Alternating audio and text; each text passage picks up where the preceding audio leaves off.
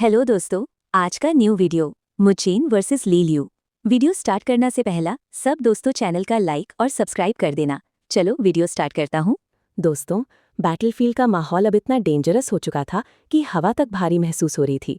मोशियो और उसके साथ खड़े बाकी दो एक्सपर्ट्स बाहर से बिल्कुल काम दिख रहे थे, लेकिन अंदर ही अंदर उनके नर्व्स कंप्लीटली टाइट हो चुके थे। आखिर ये लोग ग्रेट स्पिरिचुअल टूर्नामेंट के टॉप 16 एक्सपर्ट्स थे। इतनी आसानी से किसी के प्रेशर में आने वाले नहीं थे। लेकिन अब उनके सामने जो कुछ हो रहा था उसने उनके कॉन्फिडेंस को धीरे धीरे तोड़ना शुरू कर दिया था। उनके दिल में एक ही सवाल बार बार घूम रहा था, आखिर मूचेन क्या प्लान कर रहा है, वो किस तरह की टेक्निक प्रिपेयर कर रहा है।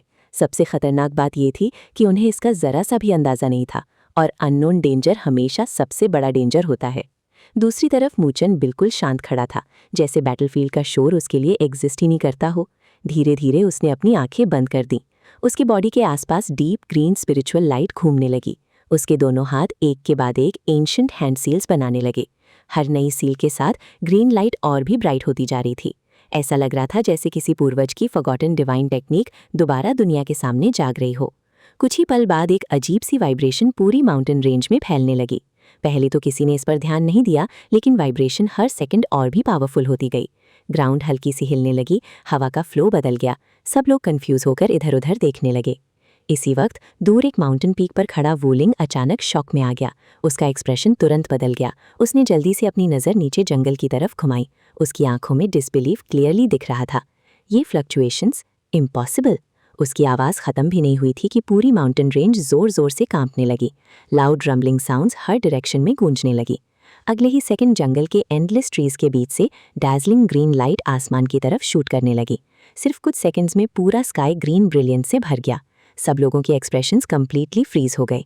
हर एक्सपर्ट उस ग्रीन लाइट के अंदर से निकल रही टेरिफाइंग स्पिरिचुअल एनर्जी को क्लियरली फील कर रहा था। लेकिन ये नॉर्मल स्पिरिचुअल एनर्जी बिल्कुल नहीं थी। इस एनर्जी के अंदर लाइफ फोर्स भरी हुई थी। इसमें एक अलग ही स्पिरिचुअलिटी थी, जो ordinary heaven and earth spiritual energy से कई गुना सुपीरियर महसूस हो रही थी। एक एक्सपर्ट खुद को रोक नहीं पाया और जोर से चिल्लाया, ये इतनी मैसिव स्पिरिचुअल एनर्जी आखिर आ कहाँ से रही है। सब लोग हेवन एंड अर्थ की स्पिरिचुअल एनर्जी को नेचुरली फील कर सकते थे, लेकिन इतनी लिमिटलेस एनर्जी एक ही जगह से निकलना ऑलमोस्ट इम्पॉसिबल था। तभी कुछ शार्प सेंसेस वाले एक्सपर्ट्स ने ध्यान से फ्लक्चुएशंस को ऑब्जर्व किया। अगले ही पल उनकी आंखें शॉक से फट गईं। रुको, ये एनर्जी हेवन से नहीं आ रही, इसका सोर्स तो जंगल के ये ट्रीज हैं। जैसे ही ये वर्ड्स बैटलफील्ड में गूंजे, हर तरफ कंप्लीट साइलेंस छा गया। सबको पता था कि हेवन एंड अर्थ की हर लिविंग चीज के अंदर स्पिरिचुअलिटी होती है। ट्रीज के अंदर भी स्पिरिचुअल एनर्जी नेचुरली स्टोर होती रहती है, लेकिन उस एनर्जी को डायरेक्टली एक्सट्रैक्ट करना ऑलमोस्ट इम्पॉसिबल माना जाता था। सिर्फ सॉवरेन रियल्म के एक्सपर्ट्स ही किसी हद तक दूसरी लिविंग बींग्स के अंदर की स्पिरिचुअल एनर्जी को कंट्रोल कर सकते थे। लेकिन अब उनकी आंखों के सामने मूचेन, जो अभी सिर्फ स्पिरिचुअल डिजास्टर रियल में था, वही इम्पॉसिबल फीट परफॉर्म कर रहा था। ये सिर्फ शॉकिंग नहीं था, ये उनकी कॉमन सेंस को कंप्लीटली डिस्ट्रॉय कर रहा था। बैटलफील्ड के दूसरे साइड लोली भी कुछ पल के लिए सरप्राइज हो गई। इतने टाइम से मूचेन के साथ होने के बाद भी उसने पहली बार उसे इतनी मिस्टीरियस डिवाइन आर्ट यूज करते देखा था। लेकिन सरप्राइज के बाद उसके ब्यूटीफुल फेस पर हल्का सा स्माइल आ गया। उसने रिलीफ की सांस ली। उसे मूचेन पर पूरा भरोसा था। वहीं वेन क्विंगसन भी चुपचाप मूचेन को देख रही थी। उसकी आंखों में एक कॉम्प्लिकेटेड इमोशन था। हर बार जब भी उसका सामना मूचेन से होता था, ये लड़का कोई ना कोई इम्पॉसिबल मिरेकल दिखा देता था, जैसे उसके पास सरप्राइजेस कभी खत्म ही नहीं होते। उधर मोशियो और उसके कंपेनियंस का कॉन्फिडेंस अब धीरे धीरे टूटने लगा था। उनके काम एक्सप्रेशंस गायब हो चुके थे। उनकी आंखों में पहली बार अनसर्टेनिटी और फियर क्लियरली नजर आ रहा था। एंडलेस ग्रीन लाइट को देखकर उन्हें महसूस हो गया था कि मूचेन की असली ट्रम्प कार्ड अभी तक बैटलफील्ड में आई ही नहीं थी। लेकिन मूचेन की कंडीशन भी आसान नहीं थी। उसने आसपास की शॉक्ड केसेस को कंप्लीटली इग्नोर कर दिया। उसकी आंखें अब भी टाइटली बंद थीं, लेकिन हैंड सील्स बनाने की स्पीड धीरे धीरे स्लो होने लगी। उसके फोरहेड पर कोल्ड स्वेट की बूंदें उभर आईं। उसका फेस धीरे धीरे पेल पड़ने लगा। रीजन भी ऑब्वियस था। डिवाइन वर्ड स्क्रिप्चर कोई ऑर्डिनरी स्पिरिचुअल आर्ट नहीं थी, ये एक ट्रू ग्रेट डिवाइन आर्ट थी। ऐसी डिवाइन आर्ट्स को पाना ही इम्पॉसिबल माना जाता था। बहुत से सॉवरेन रियल्म एक्सपर्ट्स के पास भी इस लेवल की टेक्निक नहीं होती थी। इसी वजह से मूचेन जैसे जीनियस के लिए भी इस टेक्निक को एक्टिवेट करना बहुत बड़ा बर्डन था। उसकी बॉडी के ऊपर सडनली लाइटनिंग की थिन आर्क्स फ्लैश करने लगी। क्लियरली उसने silently lightning God body activate कर दिया था। ये बॉडी रिफाइनमेंट टेक्निक उसकी फिजिकल बॉडी को स्ट्रेंथन कर रही थी, ताकि डिवाइन वुड स्क्रिप्चर का अनबेरेबल प्रेशर वो सर्वाइव कर सके। नीचे जंगल के अंदर वाइब्रेशन अब और भी वायलेंट हो गई थी। पूरे फॉरेस्ट के ट्रीज एक साथ हिलने लगे। लीव्स हवा में स्टॉर्म की तरह उड़ने लगे। ग्रीन स्पिरिचुअल स्पिरिचुअल लाइट और भी इंटेंस होती गई। ऐसा लग रहा था जैसे पूरा फॉरेस्ट किसी इनविजिबल फोर्स के कंट्रोल में आ गया हो। इसी वक्त मूचन ने अचानक अपनी आंखें खोल दी। उसकी ब्लैक प्यूपल्स के अंदर डैज़लिंग ग्रीन लाइट रोटेट कर रही थी। उसके दोनों हाथ की सील्स लाइटनिंग स्पीड से बदलने लगी। अगले ही सेकंड उसके अंदर से एक डीप रोर बैटलफील्ड में गूंज उठी। Divine word scripture, word to spirit transformation. ये वर्ड सुनते ही सबके दिल जोर से धड़क उठे। मूचन ने बिना किसी हेजिटेशन के अपनी पाम सीधा नीचे जंगल की तरफ स्ट्राइक कर दी। बाहर से देखा जाए तो उसकी पाम स्ट्राइक बिल्कुल ऑर्डिनरी लग रही थी। ना कोई जायंट एक्सप्लोजन हुआ, ना कोई फ्लैशी अटैक दिखा। सिर्फ उसके पाम के सामने स्पेस में हल्की सी इनविजिबल रिपल क्रिएट हुई। लेकिन असली चेंज अगले ही सेकंड हुआ। पूरे फॉरेस्ट के अंदर से डैसलिंग ग्रीन लाइट वॉल्केनो की तरह एक्सप्लोड कर गई। ग्राउंड पहले से कई गुना ज्यादा वायलेंटली शेक करने लगी। हर एक्सपर्ट की प्यूपल्स इंस्टेंटली कंट्रैक्ट हो गई। उनकी आंखों के सामने एक अनबिलीवेबल सीन अनफोल्ड हो रहा था। फॉरेस्ट के बीच खड़ा एक जायंटिक एंशिएंट ट्री अचानक अपना फ्रेश ग्रीन कलर खोना शुरू कर दिया। उसके लीव्स धीरे धीरे येलो होने लगे, ब्रांचेस सुकड़ने लगी। उसकी लाइफ फोर्स इम्पॉसिबल स्पीड से डिसअपियर होने लगी। सिर्फ कुछ ही पलों में वो जायंट ट्री मुरझाकर बिल्कुल लाइफलेस दिखने लगा। और सबको तब समझ आ गया, मूचेन सिर्फ हेवन एंड अर्थ की स्पिरिचुअल एनर्जी यूज नहीं कर रहा था। वो पूरे फॉरेस्ट के काउंटलेस ट्रीज के अंदर स्टोर लाइफ फोर्स और स्पिरिचुअल एनर्जी को डायरेक्टली एक्सट्रैक्ट करके अपनी डिवाइन टेक्निक का फ्यूल बना रहा था। बैटलफील्ड में खड़े हर एक्सपर्ट के दिल में एक ही ख्याल चल रहा था, अगर सिर्फ एक ट्री का ये हाल हो सकता है तो जब पूरा फॉरेस्ट अपनी एनर्जी मूचेन को दे देगा तब उसके सामने खड़ा रहने की हिम्मत किसकी होगी। दोस्तों, बैटलफील्ड पर चल रहा टेंशन अब अपनी पीक पर पहुंच चुका था। हर तरफ खड़े कल्टीवेटर्स को लग रहा था कि एक ऐसी क्लैश होने वाली है जो पूरे ग्रेट स्पिरिचुअल एकेडमी टूर्नामेंट की सबसे यादगार बैटल्स में से एक बन सकती है। लेकिन सबसे ज्यादा डेंजरस बात ये नहीं थी कि जेशुआन ने अपने बिहाफ पर पावरफुल एक्सपर्ट्स भेजे थे। असली प्रॉब्लम ये थी कि उसने अपने एक्शन से एक ऐसी लड़की को गुस्सा दिला दिया था जिसे गुस्सा दिलाना शायद उसकी सबसे बड़ी गलती साबित हो सकती थी। वो लड़की थी लुओली। इस वक्त लुओली के चेहरे पर मौजूद एक्सप्रेशन देखकर कोई भी समझ सकता था कि उसका गुस्सा आम नहीं था। अगर जीशुआन सिर्फ मूचन को चैलेंज करता तो शायद लुओली इतनी रिएक्ट नहीं करती, लेकिन जीशुआन ने एक ऐसी बात कर दी थी जो लुओली बिल्कुल टॉलरेट नहीं कर सकती थी। जीशुआन खुद को मूचन से ऊपर समझ रहा था और लुओली के लिए ये बात कभी एक्सेप्ट करने लायक नहीं थी, क्योंकि स्पिरिचुअल रोड के दौरान जो कुछ हुआ था उसका सच बहुत कम लोग जानते थे। सब लोग आज जीशुआन को नंबर 1 जीनियस के रूप में देख रहे थे, सब इसकी ग्लोरी और अचीवमेंट्स की बात कर रहे थे। लेकिन लुओली जानती थी कि स्पिरिचुअल रोड के दौरान मूचन और जीशुआन कई बार आमने सामने आए थे और उन एनकाउंटर्स का रिजल्ट जीशुआन के केवर में नहीं गया था। ज्यादातर सिचुएशंस में मूचन ने ही अपर हैंड हासिल किया था। अगर जीशुआन ने उस वक्त अपनी डर्टी स्कीम यूज ना की होती, अगर उसने मूचन को इतना प्रोवोक ना किया होता कि ब्लड कैलामिटी जैसी टेरिफाइंग इंसिडेंट जन्म लेती, और अगर मूचन को स्पिरिचुअल रोड से एक्सपेल ना किया गया होता, तो आज दुनिया शायद किसी और को नंबर 1 जीनियस के रूप में जानती। ये बात लुओली बहुत अच्छी तरह समझती थी, इसीलिए उसकी आंखों में ठंडक के साथ साथ शार्प किलिंग इंटेंट भी चमक रहा था। धीरे से उसने अपने हाथ में लुओ गॉड स्वॉर्ड को मजबूती से पकड़ लिया। अगले ही पल एक टेरिफाइंग स्वॉर्ड इंटेंट उसके शरीर से फूट निकला। ऐसा लग रहा था जैसे इनविजिबल स्वॉर्ड एनर्जी आसमान और जमीन को काट रही हो। हवा तेज हो गई, एटमॉस्फेयर भारी हो गया। कई कल्टीवेटर्स के दिल अनजाने डर से भर गए। मोश्यू, क्यूनिंग और ल्यूसैन के एक्सप्रेशंस भी पहली बार बदल गए। उन्होंने पहले भी काउंटलेस एक्सपर्ट्स देखे थे, लेकिन लुओली से निकलने वाला प्रेशर कुछ अलग ही था। उसके सिल्वर हेयर हवा में लहरा रहे थे और उसकी ब्यूटीफुल आइज में जो कोल्ड लाइट चमक रही थी उसने तीनों को अलर्ट कर दिया। उन्हें महसूस हो गया था कि ये लड़की सिर्फ खूबसूरत नहीं है, ये एक ऐसी स्वॉर्ड्स वुमन है जो किसी भी वक्त बैटलफील्ड को खून से भर सकती है। इसी वक्त एक और मधुर आवाज़ सुनाई दी। ये वेन घिंगशुआन थी। उसके चेहरे पर हमेशा की तरह कॉन्फिडेंस स्माइल थी। उसने सामने खड़े एक्सपर्ट्स को देखकर कहा, जितना मुझे याद है स्पिरिचुअल रोड में जेशुआन और मूचन जब भी टकराए, ज्यादातर बार जेशुआन डिसएडवांटेज में था। उसके शब्द सीधे और निश्चित थे, किसी तरह की हिचकिचाहट नहीं थी। वेन किंगशुआन ने आगे कहा, लगता है अब उसे खुद पर बहुत कॉन्फिडेंस आ गया है। अच्छा है, स्पिरिचुअल रोड में मुझे उससे लड़ने का मौका नहीं मिला था, शायद ग्रेट स्पिरिचुअल एकेडमी टूर्नामेंट में ये मौका मिल ही जाए। ये सुनकर आसपास खड़े कल्टीवेटर्स एकदम स्टन रह गए। ये सिर्फ सपोर्ट नहीं था, ये ओपनली जीशुआन को चैलेंज करना था। और चैलेंज देने वाली भी कोई ऑर्डिनरी जीनियस नहीं थी, ये वही फॉर्मर नंबर 1 थी जिसका नाम कभी पूरे स्पिरिचुअल रोड पर राज करता था। अब बैटलफील्ड का सीन और भी अजीब हो गया था। एक तरफ जेशुआन का इन्फ्लुएंस था, दूसरी तरफ लुओली और वेन किंगशुआन दोनों मूचन के सपोर्ट में खड़ी थीं। ये देखकर काउंटलेस मेल कल्टीवेटर्स के दिल में जेलसी भर गई। आखिर दोनों लड़कियां पूरे टूर्नामेंट की सबसे डैज़लिंग ब्यूटीज में शामिल थीं और दोनों इस वक्त एक ही इंसान के सपोर्ट में खड़ी थीं। वो इंसान था मूचन। कई लोग अंदर ही अंदर सोच रहे थे कि मूचन की लक सच में आसमान छू रही है। खासकर वेन किंगशुआन को देखकर सब और भी शॉक थे, क्योंकि उसका एरोगेंट नेचर सब जानते थे। वो आमतौर पर किसी को इंपॉर्टेंस नहीं देती थी, खासकर ऑपोजिट जेंडर को। लेकिन आज वही वेन किंगशुआन ओपनली मूचन के साइड में खड़ी थी। ये सीन देखकर शाओहुआंग भी मुस्कुराए बिना नहीं रह सका। उसने मजाक भरी आवाज में कहा, सच में अच्छी विमेन है। उसकी आवाज में ताना साफ महसूस हो रहा था। मोशियू और बाकी एक्सपर्ट्स ने भी मौका नहीं छोड़ा। उन्होंने तुरंत कहा, अगर किसी को विमेन के सपोर्ट की ज़रूरत पड़े तो उसे स्ट्रेंथ नहीं कहते। ये बात क्लियरली मूचन को प्रोवोक करने के लिए कही गई थी, लेकिन मोशियू के दिल में एक और इमोशन भी था, डर। और ये डर वेन किंगशुआन के लिए था। उसकी नज़र में वेन किंगशुआन का थ्रेट लेवल जेशुआन से कम नहीं था। एक फॉर्मर नंबर 1 और एक करंट नंबर 1, दोनों ही टेरिफाइंग मॉन्स्टर्स थे। शुरुआत में मोशियू को लगा था कि जेशुआन के नाम की वजह से वेन किंगशुआन न्यूट्रल रहेगी, लेकिन उसने कभी इमेजिन नहीं किया था कि वो बिना किसी हेजिटेशन के मूचन के साइड में आ जाएगी। लेकिन इन सब बातों से भी ज़्यादा शॉकिंग चीज़ कुछ और थी। वो था मूचन का रिएक्शन, या कहना चाहिए रिएक्शन का ना होना। शुरुआत से लेकर अब तक मोशियू और उसके कंपेनियंस लगातार प्रोवोक कर रहे थे, लेकिन मूचन का एक्सप्रेशन बिल्कुल नहीं बदला। उसका चेहरा एक शांत लेक की तरह था, ना गुस्सा, ना एक्साइटमेंट, ना फ्रस्ट्रेशन, बस गहरी शांति। और ये शांति ही मोशियू को सबसे ज़्यादा अनकंफर्टेबल कर रही थी, क्योंकि कभी कभी चिल्लाने वाला एनिमी डेंजरस होता है, लेकिन जो एनिमी हर सिचुएशन में काम रहे वो उससे भी ज़्यादा टेरिफाइंग होता है। मोशियू जानता था कि मूचन को अंडर एस्टिमेट करना सुसाइड जैसा होगा। ये वही इंसान था जिसे जेशुआन बहुत सीरियस थ्रेट मानता था।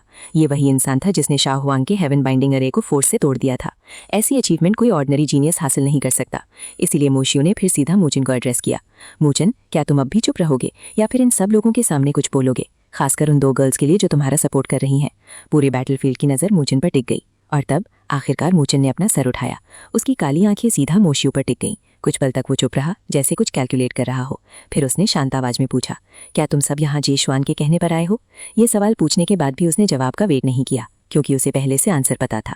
उसने बस हल्का सा सिर हिलाया, फिर लुओली और वेन किंगशुआन की तरफ मुड़कर बोला, मेरी तरफ से शाओहुआंग और शाओवांग पर नजर रखो, उन्हें भागने मत देना। दोनों लड़कियों ने तुरंत उसकी बात समझ ली, लेकिन बैटलफील्ड में खड़े बाकी लोग कंफ्यूज हो गए, क्योंकि मूचन के टोन ले कुछ अलग था, कुछ ऐसा जो स्टॉर्म के आने से पहले की खामोशी जैसा लग रहा था। धीरे धीरे मूचन आगे बढ़ा। उसके कदम शांत थे, लेकिन हर कदम के साथ एटमॉस्फेयर और भारी होता जा रहा था। उसकी नज़र अब भी मोशियू, क्यूनिंग और ल्यूसेन पर टिकी हुई थी। फिर उसने धीमी लेकिन साफ आवाज़ में कहा, तुम लोग मुझे आगे बढ़ने से रोकना चाहते हो। मोशियू और बाकी दोनों ने भौहें चढ़ा दी। मूचन ने आगे कहा, यह मुमकिन है। बैटलफील्ड एकदम साइलेंट हो गया। सब उसके अगले शब्द का इंतजार करने लगे। तब मूचन ने अपना हाथ धीरे से आगे बढ़ाया। उसका एक्सप्रेशन अब भी उतना ही काम था, लेकिन उसकी आवाज़ आसमान में गरजने वाली थंडर की तरह गूंजी। मुझे रोकना बहुत आसान है। ये सुनकर तीनों एक्सपर्ट्स की आंखें सिकुड़ गईं, और अगले ही पल मूचन ने एक ऐसा सेंटेंस बोला जिसने पूरे बैटलफील्ड को हिला दिया। बस मेरी तरफ से तुम तीनों को एक मूव सर्वाइव करना होगा। ये शब्द सुनते ही पूरा बैटलफील्ड शॉक में जम गया। एक मूव, सिर्फ एक मूव। मूचन ने सामने खड़े 3 टॉप रैंक एक्सपर्ट्स को एक साथ चैलेंज कर दिया था, और अब सबको समझ आ गया था, असली बैटल अब शुरू होने वाली है। मूचेन की ओवरवेलमिंग विक्ट्री के बाद पूरा बैटलफील्ड अभी भी कंप्लीट साइलेंस में डूबा हुआ था।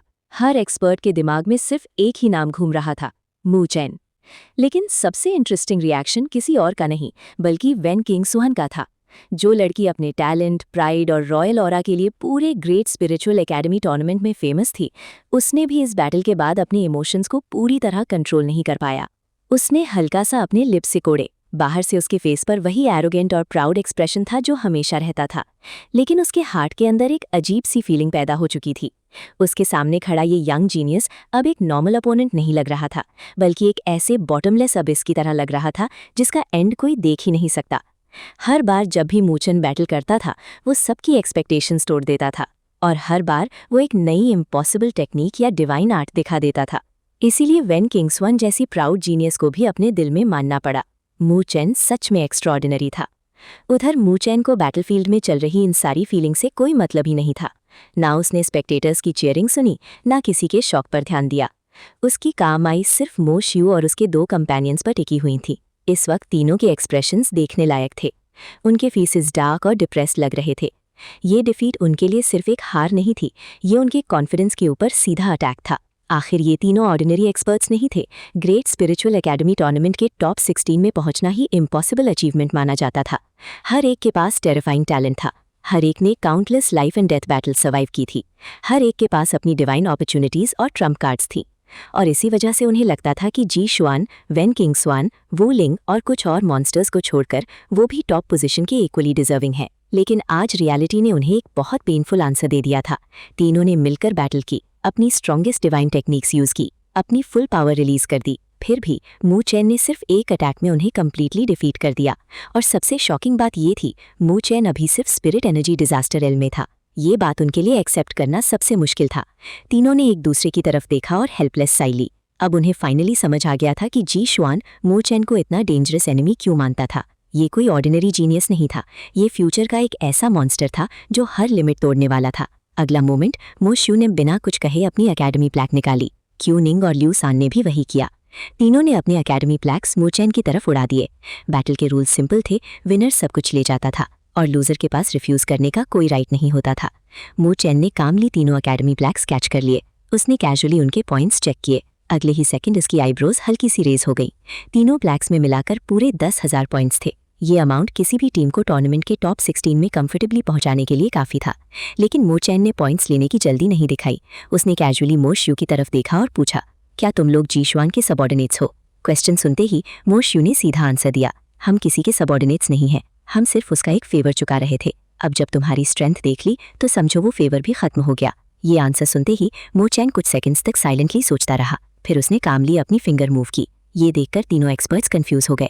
तब मो चैन ने सीरियस वॉइस में कहा, मेरे और जीशुआन के बीच जो ग्रीवेंस है उसने दोबारा इंटरफेयर मत करना। अगर फ्यूचर में फिर से मेरे रास्ते में आए तो अगली बार चीजें इतनी सिंपल नहीं होंगी। उसकी वॉइस काम थी, लेकिन उस वार्निंग के अंदर टेरिफाइंग किलिंग इंटेंट छुपा हुआ था। फिर भी उसने अननेसेसरी क्रूएल्टी नहीं दिखाई। रीजन सिंपल था, उसका मो शियू और बाकी दोनों से कोई पर्सनल हेट्रेड नहीं था। वो केपेबल एक्सपर्ट्स थे और मो चैन बिना वजह नए एनिमीज बनाना नहीं चाहता था। ये वर्ड सुनते ही मो शियू और उसके कंपेनियंस कंप्लीटली स्टन रह गए। उन्होंने एक्सपेक्ट ही नहीं किया था कि मो चैन उनके पॉइंट्स वापस कर देगा। उनके एक्सप्रेशंस एम्बैरेसमेंट और ग्रेटिट्यूड के बीच बदलते रहे। कुछ मोमेंट्स बाद तीनों ने अपने एकेडमी प्लैक्स वापस लिए और रिस्पेक्टफुली हैंड्स कप करके बोले, कैप्टन मो चैन, आपकी जेनरोसिटी के लिए धन्यवाद। उनके लिए ये सिर्फ पॉइंट्स नहीं थे, ये उनकी पूरी टीम की मेहनत थी। अगर वो सब लूज कर देते तो अपने टीममेट्स का सामना करना इम्पॉसिबल हो जाता।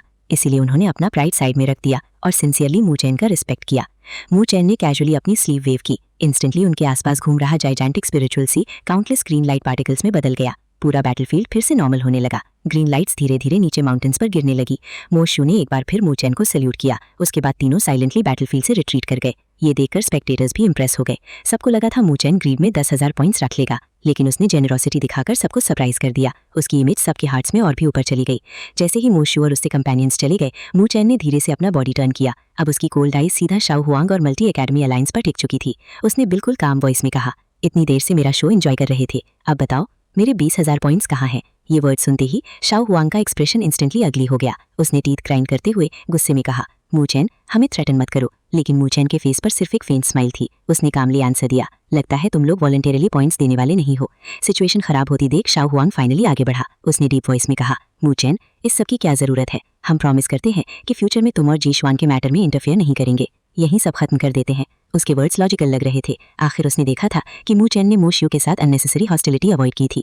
उसे लगा शायद मो चैन उनके साथ भी कॉम्प्रोमाइज कर लेगा, लेकिन शाओ हुआंग एक बहुत बड़ी गलती कर रहा था। उसने सोचा मो चैन हर सिचुएशन में सेम डिसीजन लेगा, लेकिन वो भूल गया मो शियू सिर्फ एक आउटसाइडर था, जबकि शाओ हुआंग और मल्टी एकेडमी अलायंस पहले से ही मो चैन के अगेंस्ट रिपीटेडली स्कीम्स बना चुके थे।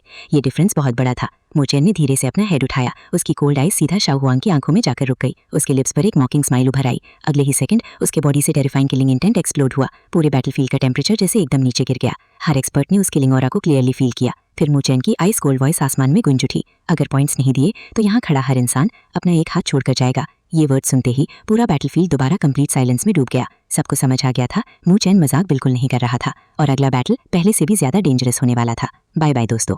जो मो चैन ने स्पिरिचुअल सी मो चैन ने क्रिएट किया था, अब वो सिर्फ एक टेक्निक नहीं रहा था, वो बिल्कुल वर्ल्ड एंडिंग डिजास्टर की तरह लग रहा था। एंडलेस ग्रीन स्पिरिचुअल एनर्जी का वो जाइगैंटिक समुंदर पूरे होराइजन पर फैल चुका था। जहां से भी वो गुजर रहा था, वहां मौजूद हर चीज उसके प्रेशर के सामने टूट रही थी। माउंटेन्स क्रैक हो रहे थे, रॉक्स डस्ट में बदल रहे थे और हवा तक उसके प्रेशर से वाइब्रेट कर रही थी। ऐसा लग रहा था जैसे हेवन और अर्थ के बीच एक डिवाइन फ्लड आ चुकी हो, जो अपने रास्ते में आने वाली हर चीज को मिटा देने वाली है। जाइगैंटिक ग्रीन वेव्स आसमान तक उठ रही थी। डीप ग्रीन स्पिरिचुअल लाइट ने पूरे बैटलफील्ड को कवर कर लिया था। किसी को भी दूसरी डायरेक्शन क्लियरली दिख नहीं रही थी। सबकी नजरें सिर्फ उस टेरिफाइंग स्पिरिचुअल सी पर टिकी हुई थी। लेकिन उस स्पिरिचुअल सी के सामने भी 3 टेरिफाइंग डिवाइन टेक्निक्स पूरी पावर के साथ खड़ी थीं। मो शियू का बर्निंग ड्रैगन आसमान में गरज रहा था। उसके ब्लेजिंग फ्लेम्स इतनी इंटेंस थी कि आसपास की हवा डिस्टॉर्ट होने लगी थी। दूसरी तरफ क्यू निंग का गोल्डन वज्रा डिवाइन पाम आसमान और जमीन को चीर देने के लिए रेडी था। गोल्डन लाइट इतनी डैजलिंग थी कि उसकी ब्राइटनेस देखकर आंखें बंद करनी पड़ रही थी। और तीसरी डायरेक्शन में लियू सान का जाइगैंटिक विलो गॉड ट्री अपनी काउंटलेस ब्रांचेस के साथ पूरे बैटलफील्ड को कवर कर रहा था। हर ब्रांच से ओवरवेलमिंग ग्रीन स्पिरिचुअल एनर्जी निकल रही थी। तीनों अटैक्स एक साथ रिलीज हुए। अगर कोई ऑर्डिनरी एक्सपर्ट इस सीन को देखता तो उसे लगता कि अब मूचेन का अटैक जरूर रुक जाएगा, लेकिन मूचेन के फेस पर जरा सा भी चेंज नहीं आया। उसकी आंखों में वही कॉन्फिडेंस था। उसने अपनी स्पिरिचुअल सी को रोकने की एक भी कोशिश नहीं की। अगले ही सेकंड जाइगेंटिक स्पिरिचुअल सी बिना किसी हेजिटेशन के सीधा आगे बढ़ गया। उसकी जायंट वेव्स ने पहले बर्निंग ड्रैगन को टच किया और उस टच के साथ ही इम्पॉसिबल सीन शुरू हो गया। बर्निंग ड्रैगन के बॉडी से इंस्टेंटली डेंस वाइट स्टीम निकलने लगी। ड्रैगन पेन में लाउडली रोर करने लगा। वो डेस्परेटली स्पिरिचुअल सी के अंदर स्ट्रगल कर रहा था, लेकिन जितना वो स्ट्रगल करता उतनी ही फास्ट उसकी फ्लेम्स एक्सटिंग्विश होने लगती। उसका 100 मीटर लॉन्ग बॉडी धीरे धीरे डिसॉल्व होने लगा। कुछ ही सेकंड्स में उसका ब्लेजिंग बॉडी आधे से भी कम रह गया। ये देखकर मोशियो का फेस कंप्लीटली पेल पड़ गया। उसके तुरंत बाद स्पिरिचुअल सी ने गोल्डन वज्रा डिवाइन पाम को एनगल्फ कर लिया।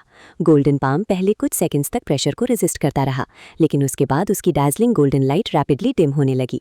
पाम के सरफेस पर क्रैक्स अपीयर होने लगे और अगले ही मोमेंट पूरा गोल्डन वज्रा पाम कोलैप्स होने लगा।